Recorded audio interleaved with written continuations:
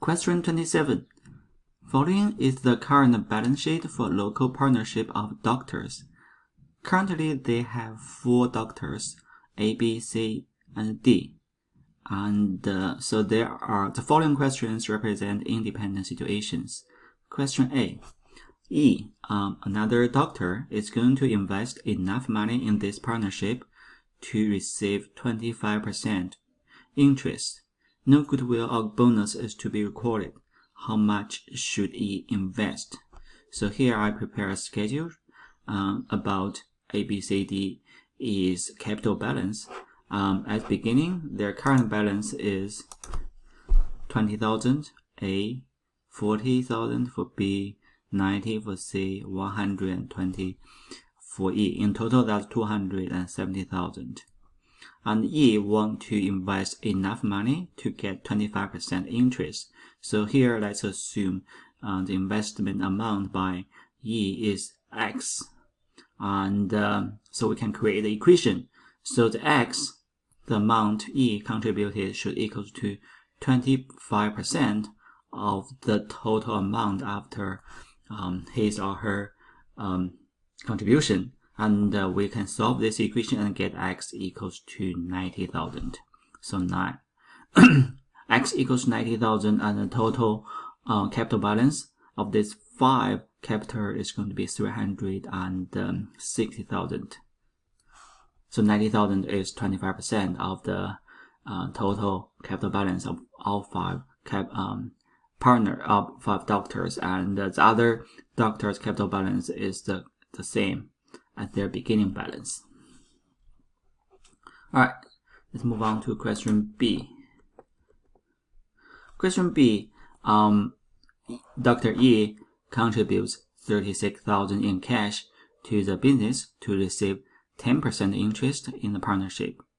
Goodwill is to be recorded. Profits and losses have previously been split according to the following percentage: A 30%, B 10%, C 40%, and D 20%. After E make this investment, what are the individual capital balance? Okay, so here A, B, C, D, and their beginning balance is still the same. That is 20,000, 40,000, 90,000, and 120,000. So here E want to contribute 36,000 for 10% of the partnership. So after this 36,000 investment, the total balance equals to 306,000. It looks like what each contribution is more than 10% of the partnership. So does it mean that E overpaid? The case is here is not, because this company, the book value is undervalued, which means that they can reassess their partnership fair value and recognize the goodwill. So in other words, the 36,000 of each contribution is not going to change. That's 36,000. And so in order to be 10% of interest in the partnership, the total partnership would be 330,000. So that's how you can get 10% of the interest. And then next is that if we use the total balance that we back out and minus the current balance, 360 minus 306,000 we currently have, there is going to be a 54,000 goodwill the company can recognize on the book. And then for this $54,000 of goodwill, we can split them across the existing partners based on their percentage. 30% goes to A, 10 goes to B, 40 goes to C, and 20 goes to D. So that's how we get those formulas. So 30% of the goodwill goes to A, that is 16,200, and 10% goes to B, so that's 5,400, and 40% goes to C, then it's 21,600, and 20% goes to D. So their new balance is going to be the new capital balance for each of the partners will be its beginning balance and plus this additional amount of the goodwill. Okay, so this is their new balance. And each amount is capital balance is total contribution, 36,000. Question C. E contributes 42,000 in cash to the business to receive a 20% interest in the partnership. Goodwill is to be recorded. The 4 original partners share all profit and losses equally. After E makes this investment, what are the individual capital balance? So here we're going to start with each individual partner's beginning balance. That's 20, 40, 90, and 120 in total. It is 270,000. And E contribute 42,000 to the partnership. In total, that will be 312,000 plus the existing partner's capital balance. Well, E contribute 42 to get 20% interest. If we take calculate what is 20% of 312, that's around 60,000. Looks like E doesn't invest enough, or does it mean that E is underpaid? So the case is that the actual cash payment by E is not enough to get 20%. However, E is able to bring the goodwill to the company. So next question is, how much is the goodwill brought by E to the partnership? So let's assume the goodwill from E is X. Okay, so then we can create equation. So here, 42,000 of the cash investment plus the goodwill should equal to 20% of the total capital balance. And we can solve this equation and get X equals to $25,500. So the current partners, their capital balance is the same as their beginning balance. Well, E's capital balance will be its cash contribution and plus the goodwill come with him or her, and the total is $67,500. Okay, so that's question C. Now let's move on to question D. Question D, E contributes 55,000 in cash to the business to receive a 20% interest in partnership. No goodwill or other asset reevaluation is to be recorded. Profits and losses have previously been split according to the following percentage: A 10%, B 30%, C 20%, and D 40%. After E makes this investment, what are the individual capital balance?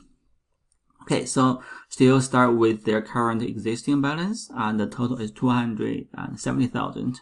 So E contribute 55,000, and then the new total will be 325.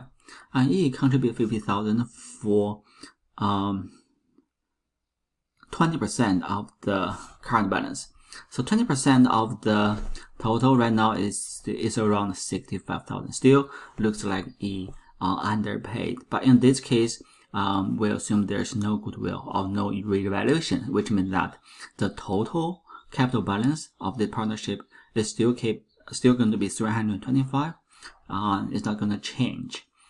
So which means that then each individual existing partners is going to give a bonus to the new partner.